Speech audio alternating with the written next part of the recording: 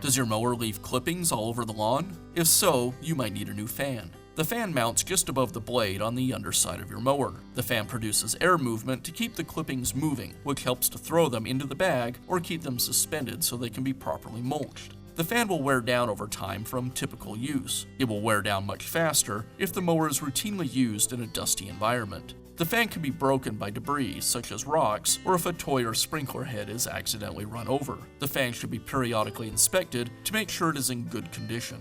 Replacing the fan is a repair that you can do yourself, and I'm going to show you how. I'll begin by tipping the mower on its side so I can access the fan. With the mower on its side, now I can go ahead and remove the blade. It's held in place with a single nut. I'll bind up the blade with a piece of scrap wood. That way it can't turn while I'm rotating the nut. And I'll use a ratchet wrench to remove it.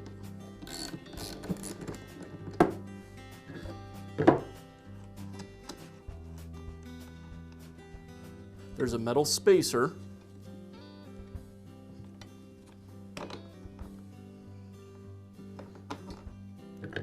the insulator, and the blade.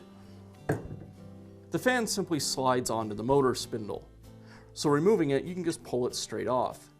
Yours may be stuck on a little tighter with dirt or grass clippings or some rust on that spindle. But it will just slide off. You can always use a screwdriver and lightly pry to remove it. Now I can install the new fan. You'll notice that behind the fan there's this spacer. You want to make sure that you have that in place and didn't stick to your old fan.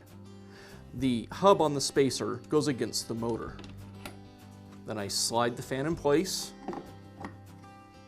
and now we can replace the blade. Make sure that you have the blade pointed the right direction when you install it on the mower. You'll notice on the underside of the blade it says grass side, so this side should be towards the grass. Now comes the insulator, the metal spacer,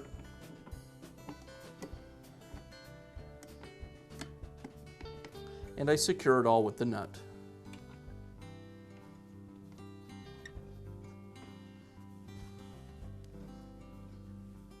And again, I'll use my wood scrap to keep the motor from spinning while I tighten up the nut.